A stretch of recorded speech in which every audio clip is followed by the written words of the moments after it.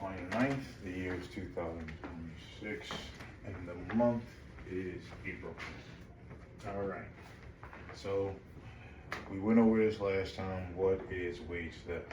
I told you wage theft is failure to pay minimum wage, unpaid overtime, off the clock work, miscellaneous work, illegal deduction.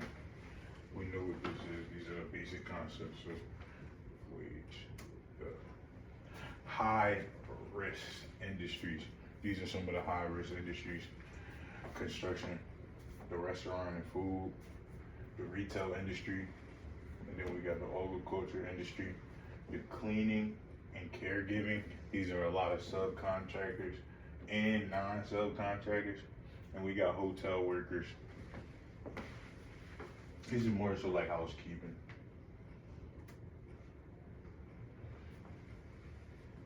Why these industries? High industry turnover rates, cash payments, language barriers, in different systems. Like I said, it'd be easier for these companies to manipulate people due to using cash. Who are they gonna tell if they're illegal, if they have a language barrier, or if they could get rid of you, and they know they could get rid of you? Then basically, you feel as though you could do anything. This is who it affects. And I was once a maintenance guy, so I know the feeling. This really affects the actual hard workers. A lot of times, the guys who actually work with their hands get paid less than the guys that work on computers. Unfortunately, I know this firsthand. Like I said previous in my videos, I work for the state, so I see different pay scales, and I've moved around a little bit, not much, but just a little bit, to see this is who they affect the most.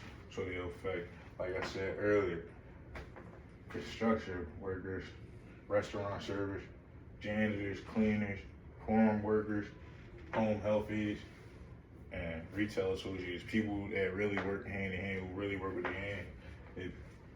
All these people right here, one thing that they have in common is they really work with their hands. So people who really work hard gets a little bit less of the money, and that's a huge problem. The people who are most vulnerable, like I said, immigrants, they have no paperwork. If they have no paperwork, or if they do have paperwork, they have not as many resources as they think, or whatever it's presented as. Young workers, a lot of young workers are uneducated, nor do they seem enthusiastic about these things. I work with young workers, and things like the union and things like they will let you get over on them just so they don't have to hear about it. That's a common thing, so these are the most vulnerable people. Education and income factors. So listen, lower education equals fewer job opportunity. Lower wages, higher risk. If you don't have that much job, if you don't have that much schooling, the job opportunity is very slim to none. Like, you could still get a good job, but the items and things that you will have to rely on, like, you'll be limited. You only could find jobs that has like no prior experience needed, and you still need some form of education. You still need at least a high school diploma.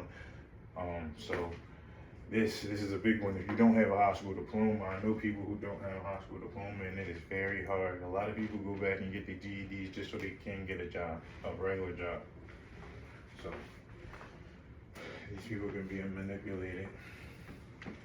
Economic struggles, which is loss of income, the inability to pay bills, so people not paying bills, increase in poverty, and then debt accumulation. So really, it's self-explanatory. But if you don't have a job, or if your job isn't paying you well, if they're stealing from you, then you won't have to say nothing because you'll take what little you have. Why? Because of the inability to pay bills. And what does that do? That increases poverty. So me being scared and taking what little I have when people steal from me, that'll increase the poverty because now I don't have as much and now I can't put anything to anything because I'm getting stolen from them.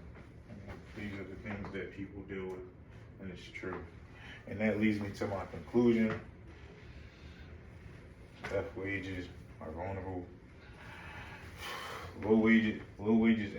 Low industry wages is where they have it. And then I would like to use this little thing right here. It says there's always light at the end of the tunnel.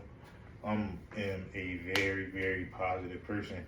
I love to look at things as a good, just everything. So even when you're dealing with these things, I want you to know if you rely on things like the union and things that help, then there is always light at the end of the tunnel. And even if you don't rely on them, then there's always light at the end of the tunnel. This is the end of my project. Thank you.